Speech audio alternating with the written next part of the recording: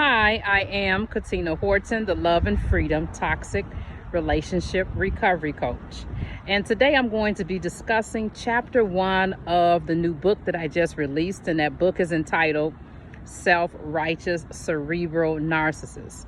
And chapter 1 is entitled Heading to the Mountains. So when you look at that chapter, if we will go ahead and dissect just the name of the chapter, that title, right? Heading to the Mountains, look at the word heading. And when you think about heading, it makes you think about action, right? It makes you think about the direction you're going. It makes you think about your head even, because think about it, when you drive, your head becomes a compass, right? So whatever direction that your head is going, 9 times out of 10, you're going to be driving in that direction.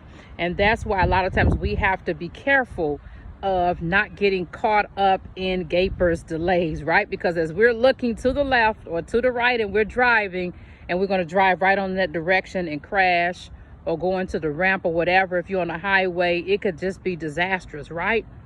And so when it comes to heading as well, we want to also think about the word preparation. When you're heading anywhere, if it's to the mountains, to school, you're heading to lunch, you're heading to work, wherever it is you are heading, preparation is involved, right? And the next thing I want to think about, when I think about that word heading and I dissect it and I look at the root word, which is head, it makes me think about what my grandmother said when we were little kids. Use your head for more than a hat rack. And that means that she was telling us to do what? To not just use our head as a spot for putting hats on, but we need to use our head to be thinking, right? To involve our intellectual being. Our whole entire intellectual being needs to come into place, right? And so then the next thing, other than the preparation and my grandmother's saying, is when you look at the word heading, you also want to think about when you're heading somewhere, right? Heading here and there and everywhere. Heading can also indicate a transition. Like if you're heading to college, right? You're heading to graduate school, right?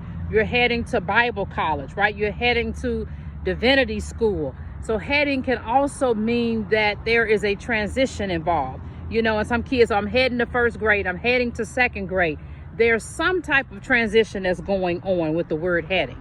And so now I want to look and I want to dissect the word mountains. And when you think of mountains, you think of elevation, right? You think of there being several different levels involved.